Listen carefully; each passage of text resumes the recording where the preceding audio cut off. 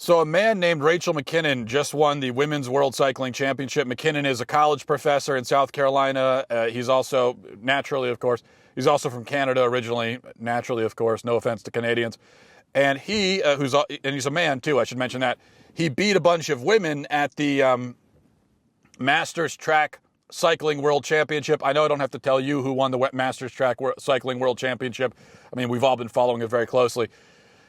But he won it, and he, of course, calls himself transgender, which is how he got away with racing a bunch of girls. Now, the gentleman was not very gracious in victory. He was, even I would frankly say, not very ladylike.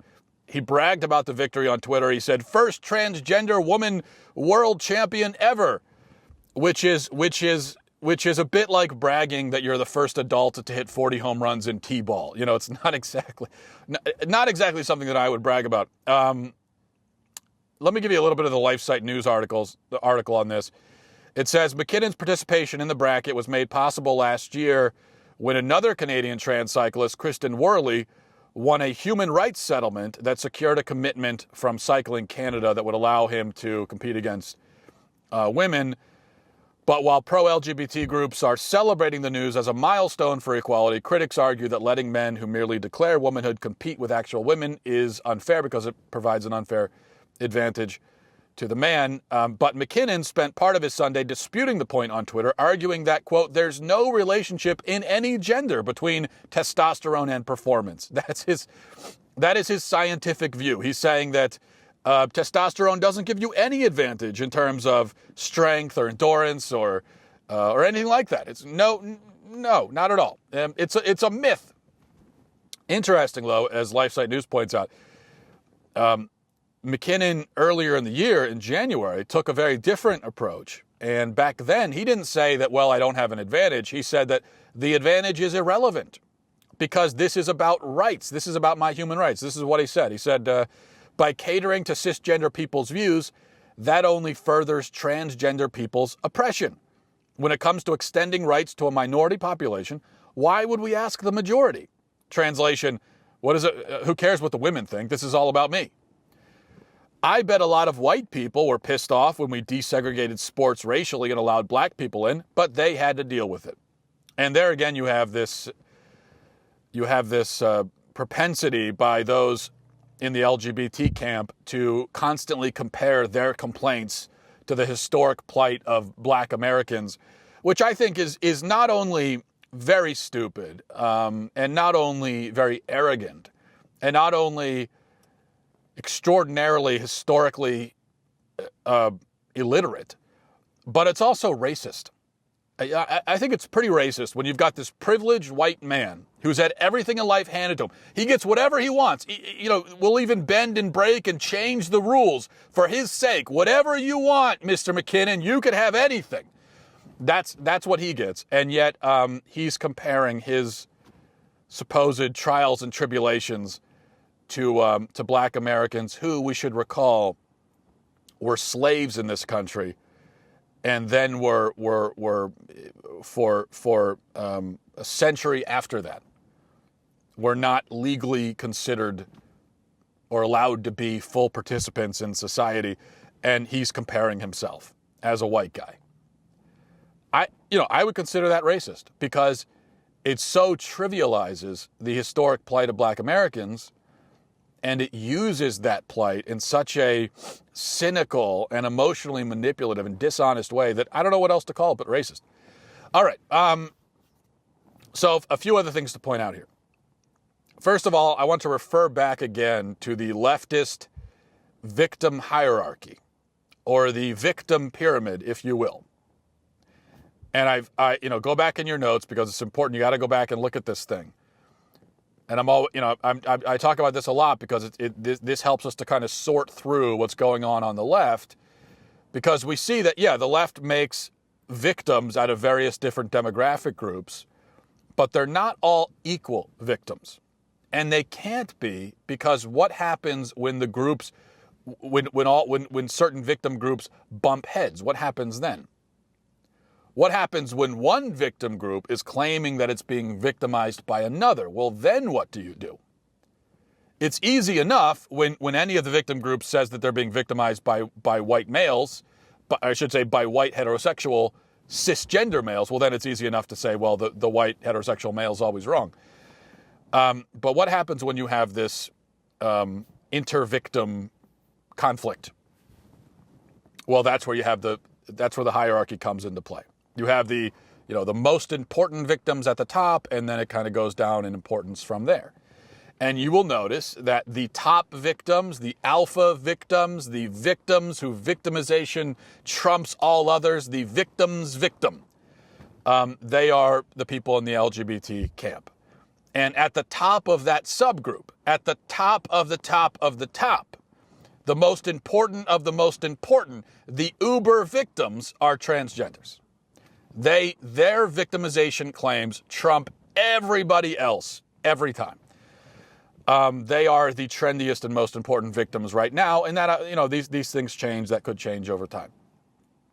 And here's how this works: when a victim who is lower on the pyramid is victimized by a victim higher on the pyramid, that is, a less important victim victimized by a more important victim, then if the less important victim complains about being victimized, then all of a sudden she is the bully, and she has victimized the person who's victimizing her. I know this is confusing. I know it's hard to keep up, but this is the convoluted way that things work on the left. Don't blame me. Don't shoot the messenger. I'm just telling you the way that works for them. All you have to remember is that on the victim hierarchy, you can never be victimized by someone who is higher than you, who is more important than you. So transgenders are at the top, which means that they are victimized by everyone. In fact, maybe we should think of this as an upside down pyramid. Okay, so it's an upside down pyramid, and you have the most important victims at the bottom, and that would be transgenders. They're down here at the tip of and so all of the victimization trickles down, and so they're victims of everybody all the time. Even when they're stealing championships, even when they're cheating, even when they're being absolutely selfish bullies and narcissists, they are still the victims of everybody. And then from there, you've got most important victims are transgenders, and then you've got all the rest of then you've got the L, G, and B in the acronym, and the Q and the Z and all the rest. So then they're the second most important. Then you have racial minorities, third most important, and then you have women. So on the left, women are kind of far down in on the totem pole, really, and that's why if a transgender wants to steal a championship from a woman, the woman just has to shut up and go along with it. And if a transgender, even in this day and age of Me Too and rape culture and consent and everything, we've got this emphasis on consent. Even now, if a man who calls himself transgender wants to go into a locker room where a woman is exposed and getting changed and vulnerable, and the woman is not comfortable, she has to just shut up and take it. She's not allowed to complain. So, and I bring that up because that just shows you how completely and totally the victimization claim of the transgender will trump the woman every time. Now, by the way, there is also a predator or victimizer hierarchy, a hierarchy of villains for the leftists. And of course, at the very top are straight white males, and then right below them are conservative women, and then conservative minorities are there as well. But the crazy thing is, and this is where it gets really complicated, but so the number one, the worst bullies and predators for the left, they are white males, right? Straight white males. But so they're at the top of the victimizer hierarchy. But you could actually jump from the top of that pyramid to the top of a man can actually make that leap. A white man could actually go from being the worst villain in the world to being the martyr, the most precious victim, if he simply puts on a wig and calls himself transgender. So that's an interesting point here. Second thing I want to point out is that it's often been claimed that Christianity stifles science or is afraid of science. And this claim is largely unfounded. In fact, through the centuries, Christians have not only supported science, but many of the greatest scientific minds have been Christian. But it is interesting now that, so it's a false claim that Christianity stifles science. It doesn't. But it's interesting now that on the left, you see them doing exactly what they have always accused Christians of doing. You see them utterly rejecting science, militating against science, rejecting it, cursing it, saying, science begone, get away, evil science. And they're doing all of that in the name of their faith. Because transgenderism is a matter of faith. To say that a penis-bearing Y-chromosomed man can be a woman if he feels like one is a doctrinal statement. It's a statement of dogma. It has no relation to science whatsoever. That is not a scientific statement whatsoever. It is a statement of faith. Now, there are some Christians who believe that the world was really created in 7 days. They're wrong, and there's no reason at all to draw that conclusion from the Bible. After all, the Bible talks about days, it uses the word day, before the earth even exists. In fact, it says day before, or I should say, it talks about days, certainly before the sun even exists. The sun doesn't come into existence in the creation story until the fourth day. And even on so-called the first day, the earth is shapeless. It is a shapeless mass in the creation story, which means that there cannot be a day in the earthly sense yet, because in order to have an earth day, you need to have a sun. You need to have a spherical earth rotating on its axis and orbiting the sun. That is what an earth day is by definition. And you cannot have that in the creation story until the fourth day. So that tells us that we're not talking about that kind of day. But anyway, I don't want to get, I'm going to get sidetracked on that. But the point is, a Christian who says that the whole universe was created in 7 days, or 6 days, really, that is his opinion based on faith. Based on faith, and I think based on bad exegesis. It's not, again, as Christians, that is not a position that we must hold. It is possible actually to interpret the Genesis story in a way that comports with what we know about, what we know scientifically about the world. But it's a statement of faith. Science very much repudiates and contradicts that interpretation. And, there's no getting around it. So a Christian who sticks to that knows that he is, that's an opinion that he's holding totally apart from science. And it's the same sort of thing for leftists. And I'm not comparing these two views. They're different kinds of views. But it's the same sort of dynamic for leftists. And I bring this up because leftists like to pretend that they don't have any religious views, that they don't have any faith or anything like that. But they do, because that's what this is.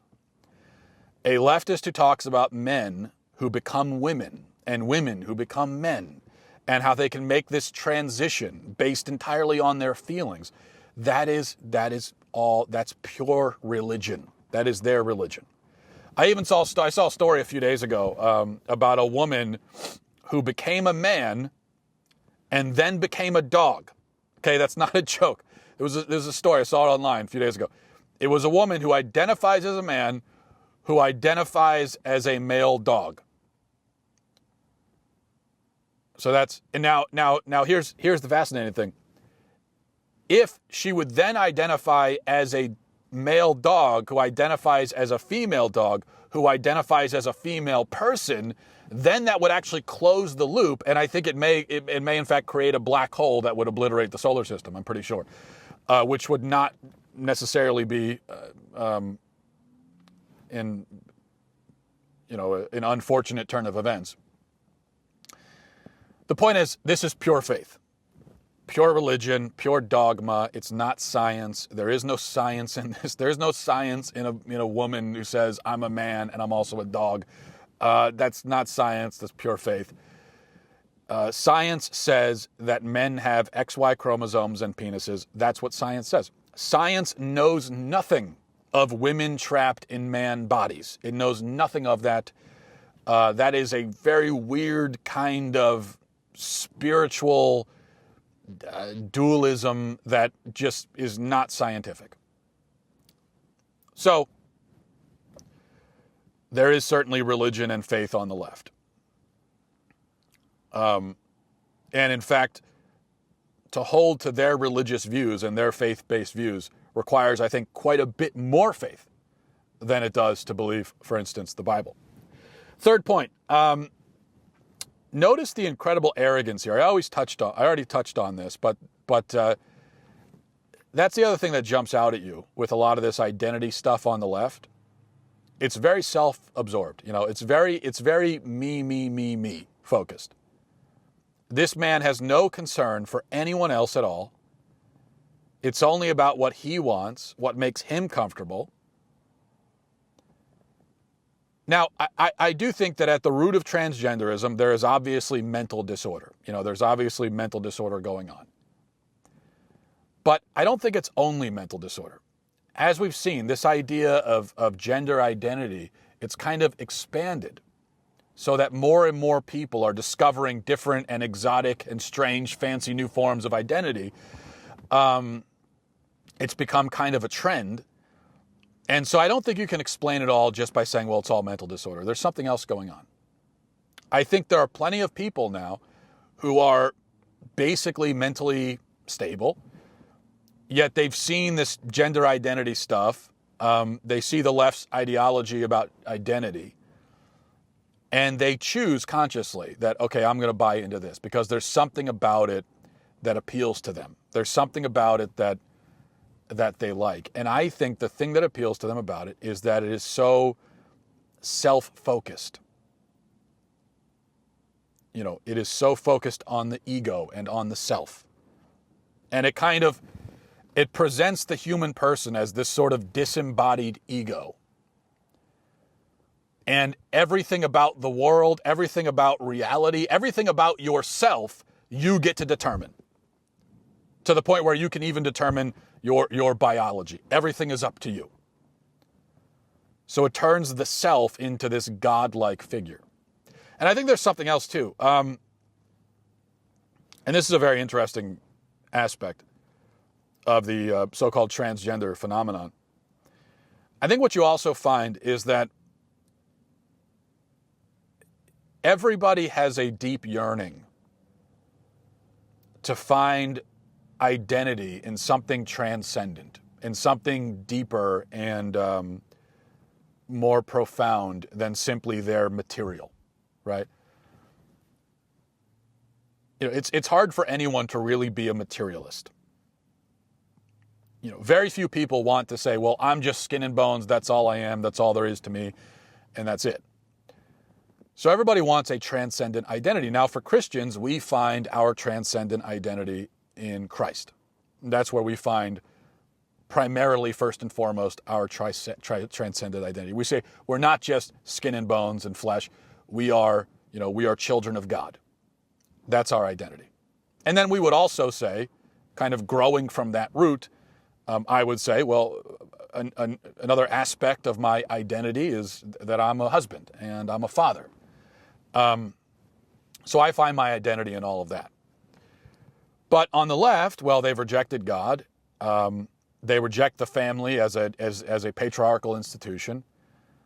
They reject parenthood much of the time because parenthood infringes on their autonomy and on their ability to have a convenient and pleasurable life. So they reject all that. They reject all of the sources where they could find a transcendent identity, and they're left only with themselves. But that's not good enough. That's very depressing. And so now they have found a different sort of transcendent identity in this kind of spiritual, superstitious, faith-based idea of transgenderism and gender identity and all of that. And the reason why they prefer it to finding their identity in God or even in family is that over here on the left, this transcendent identity, again, is all self-focused, and it requires no sacrifice on your part. It's all about you. Whereas if you're going to find your identity in God, well, then you have to serve God. If you're going to find your identity in your family, then you have to serve your family. They don't want to do all that, so instead, I'll just serve myself, and this is where I find my identity. All right. So there's that story. Here's another story. Switching gears here, I wanted to call your attention to one other thing very quickly. It's a better story. You know, we'll end on a more positive note.